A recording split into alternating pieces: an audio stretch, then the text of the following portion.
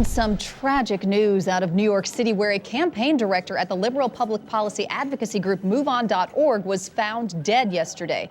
Kat Barr had apparently been kidnapped 11 months ago and had been secretly sneaking internet access to constantly send emails for help from her MoveOn.org account, but not a single one of them was read. The Onion News Network spoke to Seattle resident Brandon Jones, who was the first person to notice Barr had been kidnapped when yesterday he accidentally opened one of her emails while trying to delete it. Well, the subject was, why is no one talking about this? And I just figured it was just another clip of a Republican saying something dumb, but it was actually pictures of Kat Barr all beaten up and disfigured. Of course, I didn't mean to open it, but I'm glad I did. The longer Barr remained in her nightmarish prison, the more desperate her emails became, escalating from subject lines like "Judgment Day is just around the corner" to the more explicit "Please help, I'm being held captive at 423 Rosedale Avenue in Queens." But sadly, each one went completely unnoticed, even by her own family. She had to have known that no one reads those emails, right? I mean, did she really think that people read them?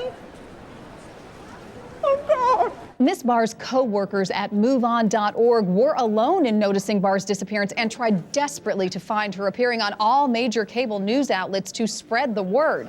But according to reports, 100% of viewers muted their TVs as soon as they realized someone from MoveOn.org was speaking, and news anchors interviewing the MoveOn.org employees admitted to completely zoning them out.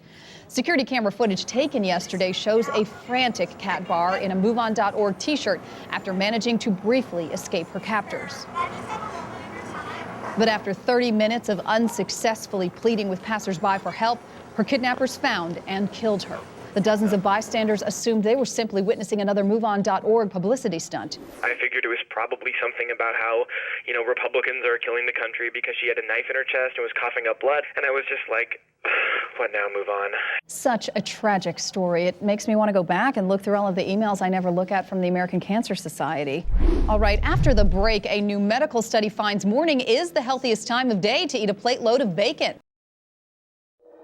Since the U.S. switched to using cows as money 2 months ago, reports show that many people are unable to herd their cows into simple transactions. Were we too quick switching to a cow-based economy? Find out Sunday.